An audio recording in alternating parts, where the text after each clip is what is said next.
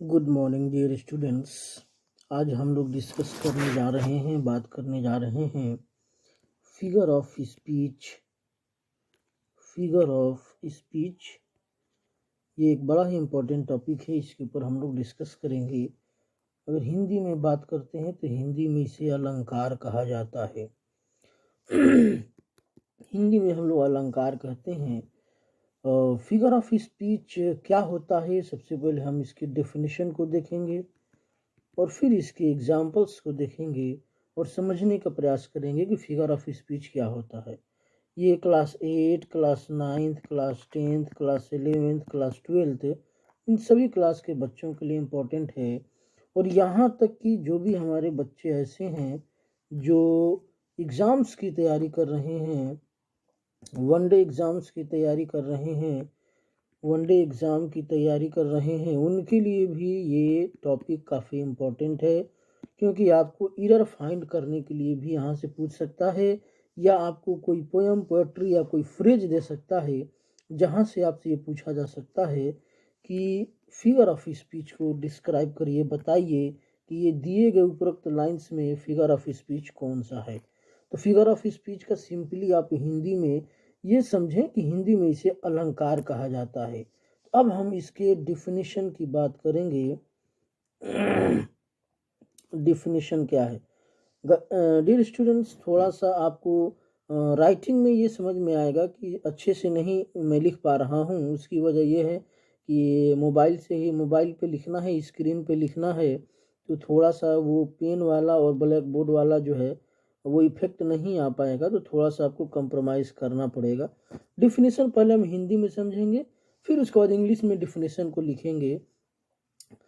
Figure of speech specially वो होता है कि किसी भी साधारण सी बात को, याद रखें, कोई ऑर्डिनरी बात है, साधारण सी बात को, किसी भी साधारण सी बात को अधिक प्रभावशाली या आकर्षक ढंग से कहने के लिए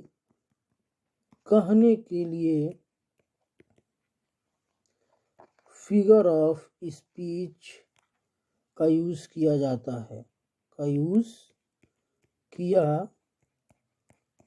है, अब समझेंगे, मैं बोलूँगा तो आपको समझ में आ जाएगा राइटिंग क्या है।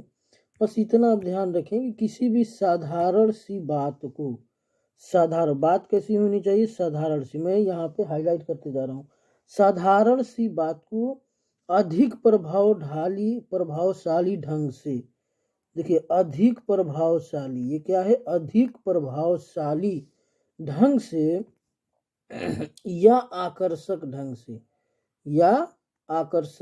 से, यानी बात कैसी होनी चाहिए, साधारण सी, और जो कहने का तरीका है वो अधिक प्रभावशाली या आकर्षक ढंग से कहने के लिए हम लोग जिन शब्दों का या जिन फ्रेजेस का यूज करते हैं उन्हें ही फिगर ऑफ स्पीच कहा जाता है। हिंदी में हम बोलते हैं उन्हें अलंकार कहा जाता है। तो ये चीज़ें आप ध्यान में रखेंगे। हिंदी में उन्हें बोला जाता है अलंकार, और इंग्लिश में हम उन्हें बोलते हैं फिगर ऑफ स्पीच। तो फिगर ऑफ स्पीच अब ये ध्यान में रखेंगे। तो डियर स्टूडेंट्स, अब हम समझने का प्रयास करेंगे कि इसमें 2-3 बातें इंपॉर्टेंट हैं। सबसे पहली बात इंपॉर्टेंट है कि जो हम बात कहने वाले हैं वो बात साधारण सी रहेगी। नंबर 1 पॉइंट इंपॉर्टेंट है, किस तरीके से कहेंगे, आकर्षक तरीके से कहेंगे या प्रभावशाली तरीके से कहेंगे, दूसरी बात याद रखनी है।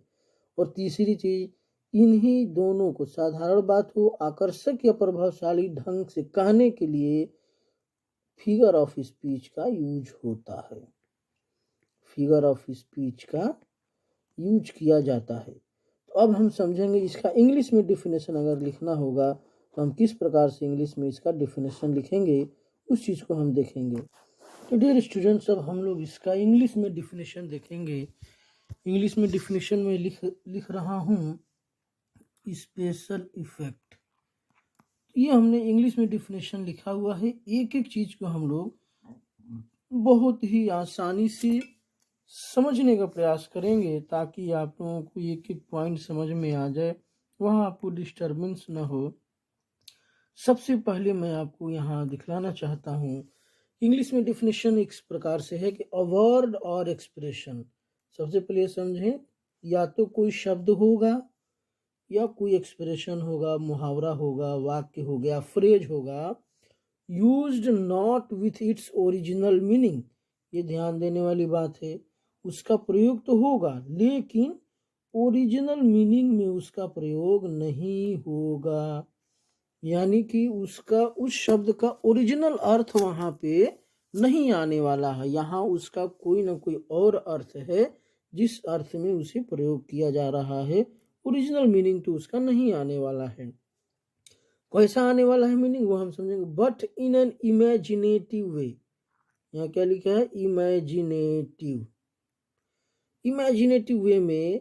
और क्यों ये सारी चीजें हो रही हैं, ये सारी चीजें इसलिए हो रही हैं क्योंकि हम वहाँ पे एक स्पेशल इफेक्ट डाल सकें। हिंदी में हमने आपको बताया था, हिंदी में हमने आपको ये बताया था कि साधारण सी बातों को, साधारण सी शब्दों को अधिक आकर्षक ढंग से, अधिक प्रभावशाली ढंग से कहने के लिए फिगर ऑफ स्पीच का प्रयोग किया जाता है।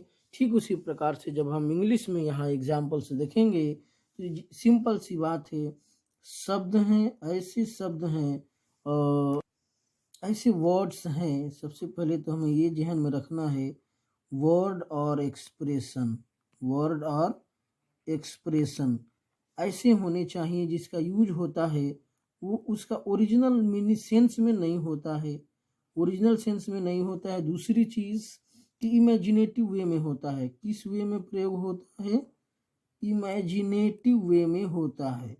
इमेजिनेटिव वे में काल्पनिक तरीके से होता है। और क्यों होता है, क्योंकि हम उसमें एक स्पेशल इफेक्ट डाल सकें, प्रभावशाली इफेक्ट डाल सकें। तो आइए अब हम लोग समझने का प्रयास करेंगे एक एग्जाम्पल के माध्यम से। तो 3 एग्जाम्पल्स देखेंगे ताकि चीज़ें और अच्छे से क्लियर हो जाएं। जैसे यहाँ पे एग्जाम्पल हम लेते हैं, एक छोटा सा उदाहरण लेते हैं ताकि आपको आसानी से समझ में आ जाए। सपोज दैट, मान लीजिए कि एक बहुत ही सुंदर सी लड़की है, ब्यूटीफुल गर्ल है।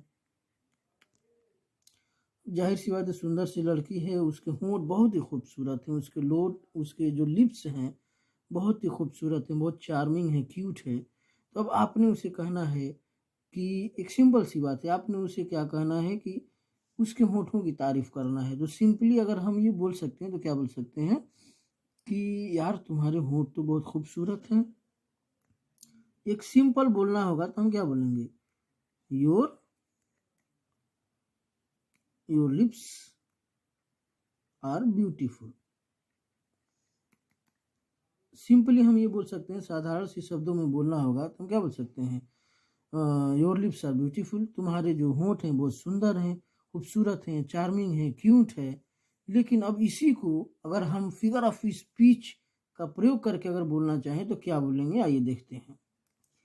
अब फिगर ऑफ स्पीच का जब प्रयोग करके अगर हमें यही बोलना है कि आपके होंठ बहुत खूबसूरत हैं, तो एक कवि कहता है कि उनके लबों की नाजुकी पंखुड़ी गुलाब की सी है, उनके लबों की नाजुकी पंखुड़ी गुलाब की सी है। यानी कि अगर वो किसी महिला की तारीफ करते हुए उनके सुंदर होंठों की तारीफ कर रहा है, तो जैसे ये होंठ हो गए इनके, अब इसकी तारीफ किससे कर रहा है, ये गुलाब की पंखुड़ी से कर रहा है, गुलाब की पंखुड़ी से कर रहा है। कि ये कवि कह रहा है कि आपकी जो होंठ है, इसकी जो नाजुकी है, ये एक गुलाब के पंखुड़ी की तरह है।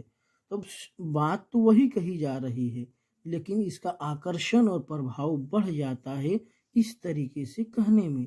तो यही फिगर ऑफ स्पीच की पहचान होती है। फिगर ऑफ स्पीच इसी प्रकार से यूज किया जाता है कि साधारण से साधारण सी बात को भी अत्यधिक प्रभावशाली ढंग से कह दिया जाता है। तो डियर स्टूडेंट्स, मैं आप लोगों से कहूँगा कि आप लोग ऐसा कुछ इस्तेमाल नहीं करेंगे किसी भी महिला या सुंदर सी लड़की के लिए, किसी के लिए भी आप इस तरह का प्रयोग नहीं करेंगे, नहीं तो आप लोगों के ऊपर जो है और जूते और चप्पलों की बरसात हो सकती है। ये मैंने समझाने के लिए, आपके अंडरस्टैंडिंग के लिए हमने इस तरह के एग्जाम्पल लिए हैं, ताकि आसानी से आपको समझ में आ जाए। तो ये चीज़ें हो गई, फिगर ऑफ स्पीच के एक एग्जाम्पल लिया है। एक एग्जाम्पल और हम लोग देख लेते हैं। जैसे अगर हमने कहना है कि अगर कोई बच्चा है बहुत ब्रेव है, बहुत क्या है, ब्रेव है यानी बहादुर है, कोई भी बच्चा है जो बहुत बहादुर है, कोई भी जो बच्चा है वो क्या है, बहुत ही ब्रेव है यानी कि बहादुर है, तो हम क्या बोल सकते हैं, you are brave like a lion. You are brave like a lion. आप ब्रेव हैं। वो लड़का कैसा है, ब्रेव है, किसकी तरह ब्रेव है, लायन है। अब इसमें देखिए स्पेशल इफेक्ट डाला गया है। वो बच्चा ब्रेव है, अगर किसी कोई भी आदमी जो बहादुर है, डरता नहीं है, सिंपली हम उसको बोल सकते हैं यार तुम ब्रेव हो, क्या हो, ब्रेव हो। लेकिन अगर उसी को बढ़ा चढ़ा के बोलना है, एक प्रभावशाली ढंग से बोलना है, आकर्षक तरीके से बोलना है, तो हम क्या बोल सकते हैं, यार तुम तो शेर की तरह बहादुर हो। You are brave like a lion. तो ये फिगर ऑफ स्पीच का इसमें प्रयोग किया गया है। अगर इसमें हम आपसे बात करेंगे कि कौन सा फिगर ऑफ स्पीच का प्रयोग हुआ है, तो लाइक का प्रयोग हुआ है। तो लाइक जो वर्ड है ना, ये फिगर ऑफ स्पीच है, क्योंकि इसी की वजह से उसके इस सेंटेंस में आकर्षण और प्रभाव बढ़ जाता है। तो इस वीडियो में हमने सिर्फ फिगर ऑफ स्पीच के बारे में बताया है। नेक्स्ट वीडियो में हम आपको बताने जा रहे हैं इसके टाइप्स के ऊपर मैं आपसे बात करूंगा कि types of figure of speech क्या होता है। तब तक के लिए इस वीडियो में इतना ही। अगर आपने हमारे इस चैनल को सब्सक्राइब नहीं किया है, तो हमारा आपसे निवेदन है कि सब्सक्राइब कर लें और अपने दोस्तों यारों तक शेयर करें, ताकि उन्हें भी इस चीज़ का ज्ञान हो। Thank you very much. Have a nice day.